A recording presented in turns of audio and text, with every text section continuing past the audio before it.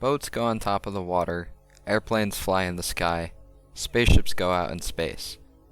They all have their own design challenges, but arguably the most difficult vehicle to make is a submarine. The insane pressure underneath the surface of the water only increases as you go deeper. It's for this reason that most RC vehicles aren't submarines. It isn't extremely difficult to make a submarine that will go a few feet under the water. This is useful for recovering items dropped in a pond or seeing some small fish, but it's not particularly interesting. So, where are the interesting things at? Well, they're mostly located in the ocean, which is quite a bit deeper than a pond. However, there are also a few lakes that are quite large. Lake Tahoe out in the west of the United States, or the Great Lakes in the east of the United States, as well as certain lakes in Africa, Russia, and various other places, can get pretty deep, even ocean level depth. What is at the bottom? That job is left to ROVs, remotely operated vehicles. If we can make our own and send it down, we can see what's inside of these wrecks. It's been done before, but that privilege is mostly reserved to large companies and is almost always just used for inspecting equipment. But leaving it up to the oil companies is not so much fun. What if you want to drive your own? So we thought, let's make one. So what's ours going to look like? Well, we'll start with a pressure hull. So we're going to have a tube with end caps here and here. Inside this, we'll maintain 1 atmosphere. Next, we're going to need to be able to see. So we're going to have 2 pressure hulls. One at the front with a camera inside that can rotate 180 degrees, and one at the back, which will have a camera looking straight down. With that solved, we'll need to be able to move. So, of course, we're going to use motors with propellers. 2 at the back, so that we can use it for yaw control, as well as forward and backwards, as well as 2 here and 2 here. These allow for both pitch and roll control, as well as the vertical movement. To control these, and to receive the camera's inputs, we somehow need to get a cable through our pressure hull, so we're going to be using some pass-throughs that are capable of withstanding the pressure. Inside the pressure hull, we'll have our electronics. We'll have an ESC for each of the motors, and then we'll have a control board, either a Raspberry Pi or an Arduino. We haven't decided yet. We'll also have an adapter that will allow us to connect our Ethernet into a fiber optic cable. The reason we're doing this is because fiber optic cable has a much further attenuation distance, allowing us to get the kind of range that we need. Speaking of range, just how deep are we going? The deepest Great Lake, Lake Superior, is over 1,300 feet. This is insanely deep, but we're confident that we'll be able to do it with a thick enough pressure hull made out of strong enough materials. The reason we're using a cable instead of just using remote control like any standard drone is because water is very good at absorbing radiation. This includes the type of radiation used to control things, radio waves. Since we're already going to be making a tether, we might as well use the power from it as well. So we're going to be mounting a power cable to the fiber optic cable, allowing us to have unlimited power provided that we have fuel in the generator on the boat. Most drones are severely limited by their ability to store power because batteries aren't that efficient.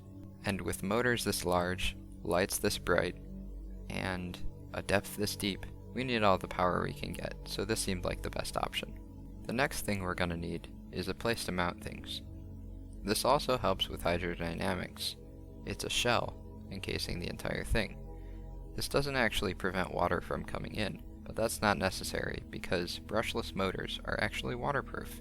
The pressure hull already takes care of that for the electronics. The next design is for the propellers. So I'm sure that by now you've seen them. Toyota propellers. Are they good? Are they bad? We don't know. There isn't a whole lot of data on them, but it seems like they're most likely a gimmick. However, they do look really cool, so we're going to be using them anyways. What use is an ROV if you can't actually do anything with it? Sure, you can see stuff, but it's not that cool. Well, it is, but this'll be cooler.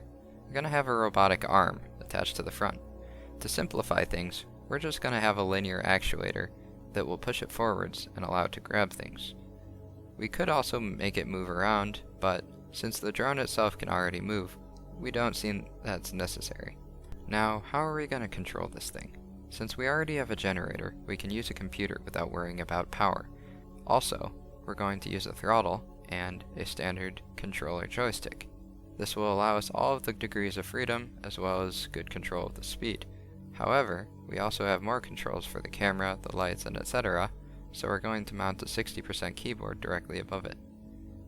All of this is going to be encased in a waterproof crate, which will allow us to work without fear from splashes. The screen, of course, will be mounted to the top of the case. However, it'll still be pretty bright outside, even if it's a little bit overcast. So, we're going to create these little foam, plastic, or fabric baffles to shield it from the sunlight. So, the idea is there, but how do we actually make it? It's very expensive, so it'd be a large risk to just jump in and start creating a drone. My friend suggested that we make a few prototypes to begin with. But what's the point in even creating a prototype if it's not going to look the same at all? Well, we're going to test each system individually, starting with the electronics, then moving our way up, just to see if it's even possible. So, for the first prototype, we're only going to have one motor mounted at the back. Well, more about this later. We'll also have diving planes instead of ballast tanks, because it's much simpler to create. It's just a servo with a plane.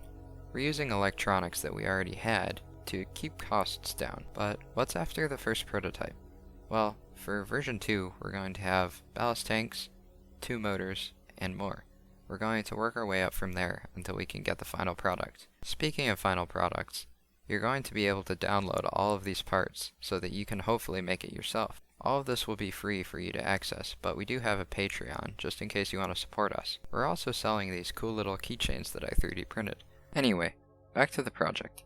Things didn't exactly go as we expected. Here's some footage of us building it and testing it. Hello, this is prototype 1 on our drone. First off, I should preface this by saying this was made with budget in mind, borrowing from other RC projects I've had going on.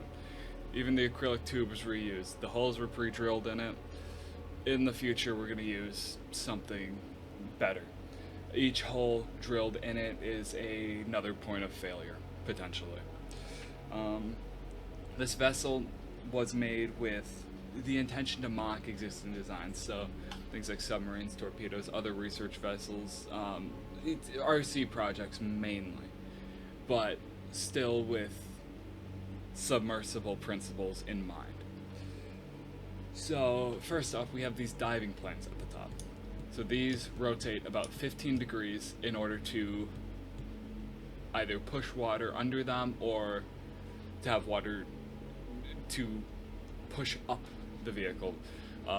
These can move up and down, and they can counter-rotate to turn.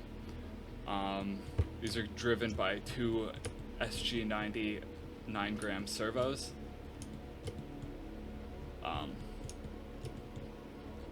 Strong enough for the purpose that we're using them for, but in the future we plan on using motors to do this this turning. So next we have the rear. So this was made in mind with flooding in mind. So we wanted this to flood to decrease the buoyancy of the craft. Also, this channel right here is to run the cables for the brushless motor through. Next we have the prop cover. This is friction fit in there. It's a firm fit. It's not going to fall off during use, but it's also easily removable by removing the propeller, and it's hot swappable. It's easily swappable on the go, no screws, nothing like that. So this gives us mobility in what we want to do. And next, we have the bulkhead. So the bulkhead was made with O-rings in mind. I wasn't necessarily able to get that correct the first time, so we ended up attempting to use quick seal to fill those channels. Again, using what we had around. Not the best method of doing things.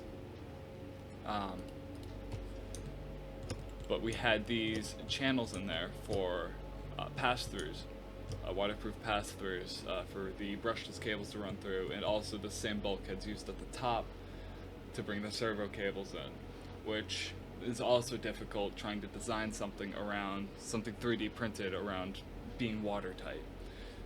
So we'll have to work on that in the future, and we'll have to figure out the best way to seal this in the future. That's about it. Thank you.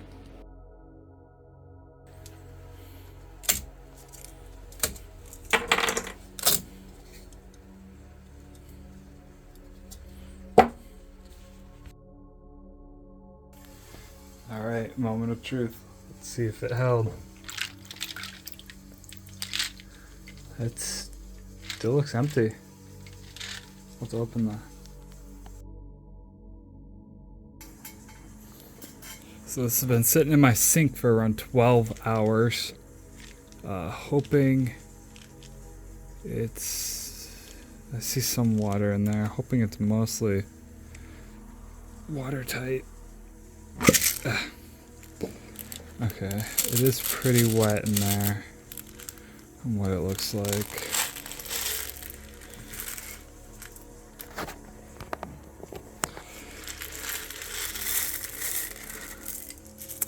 It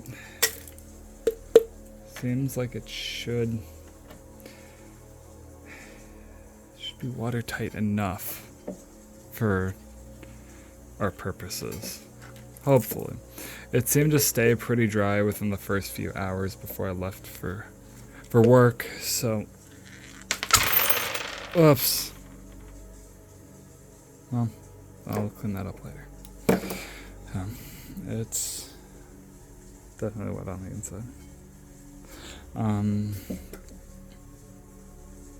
These grooves are made to fit O-rings, but the O-rings I have don't fit. And I really just want to be able to test it before next week. So, yeah. I mean, we'll figure it out.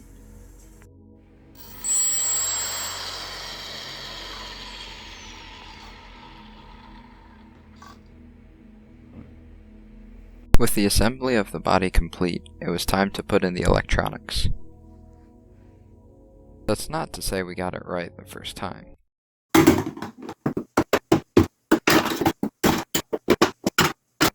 We weren't entirely confident in the ability to be watertight, so we decided to put some silica gel packets in so that we could just absorb the entire lake.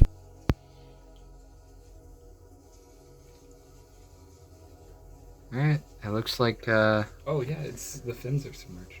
Yep, and so that should be enough. Go get the remote.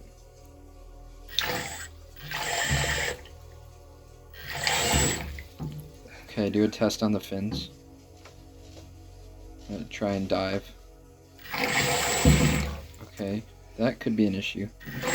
I knew it was going to do that. Okay. I told you that was a possibility. Time to go to the lake and test it out anyways.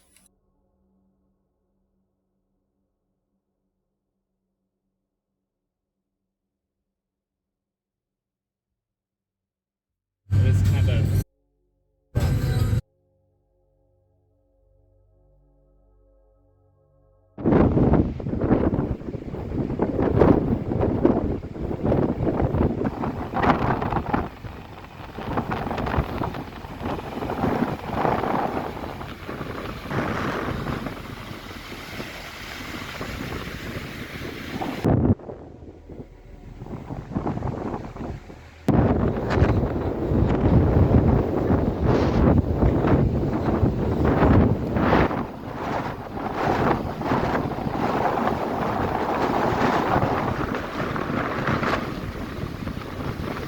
Okay, so the plan was we were gonna test it out here, but as you can see, it's a little bit windy, so I don't know if we're gonna be able to do it.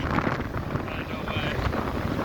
So we're gonna try and go test it somewhere else, I guess. I'm pretty sure that's supposed to be flying out, not in.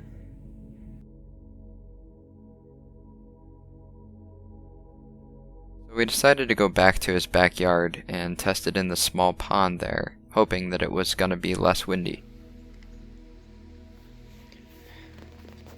So this is a better location than the lake, because as you can see, the wind around here is not so bad.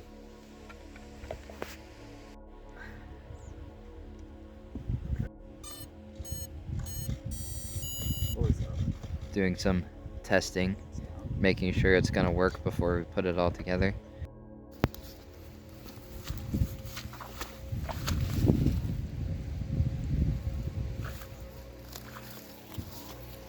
Getting ready. Did you put it in backwards? You put it in backwards. No!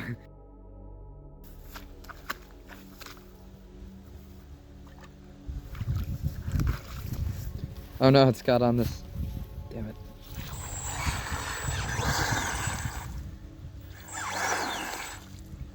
Okay, that barrel rolling is probably not good for the line either. It's canceling out the thrust it's making. True.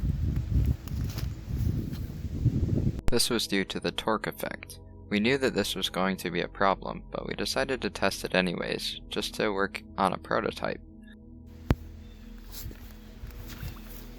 Take 3. Or is that 4?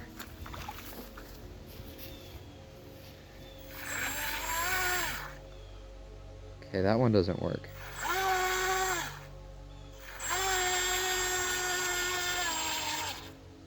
So, don't have anything canceling it out. Switching to different props. Okay, take 5 or 4, whichever one.